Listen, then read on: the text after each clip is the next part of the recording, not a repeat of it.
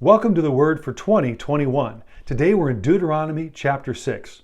In verse 4, there is a statement that is listed, and this is known in Hebrew as the Shema. This is the centerpiece, actually, of their morning and evening prayers. They would recite this verse in their prayers at the beginning of the day and always at the end of the day.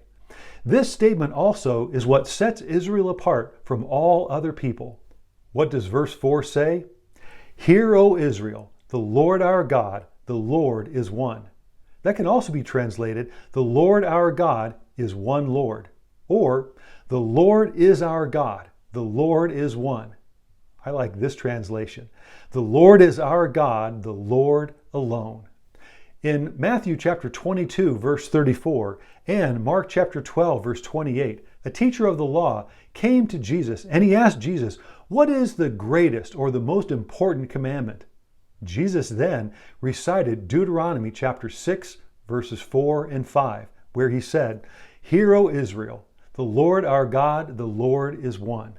Love the Lord your God with all of your heart, with all of your soul, with all of your mind, and with all of your strength. And then Jesus quoted Leviticus chapter 19, verse 18, where he said, The second is this, love your neighbor as yourself. The law and the prophets, they all hang upon these two commandments. Moses told the people that these commandments were to be upon their hearts, that they were to then impress them upon their children. They were to teach them, they were to impress them, pass them on to the next generation. As we read chapter 6, we find out as parents that there are only 4 times when we need to teach our children. In verse 7, we read that we are to talk about God's Word. We're to talk about them when we sit at home, when we walk along the way, when we lie down, and when we get up. So there's only 4 times we need to be teaching. That's when we're sitting, walking, lying down, or getting up. In other words, we are to be teaching all the time. Now, what are we to be teaching the next generation? We are to teach them that God is God alone, that He is gracious and compassionate, slow to anger, and abounding in love. But He will also be just, and He will judge sin.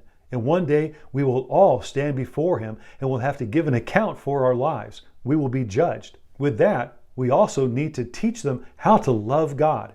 We need to teach them how to love God with all of their heart, soul, mind, and strength. Now, you can't just talk about that, you have to live it. In other words, in order to share the good news, you first need to be the good news. You need to be changed by God's Word in order to talk about how God can change someone's life. If we're going to be telling someone that they need to love God, they first need to see that we love God.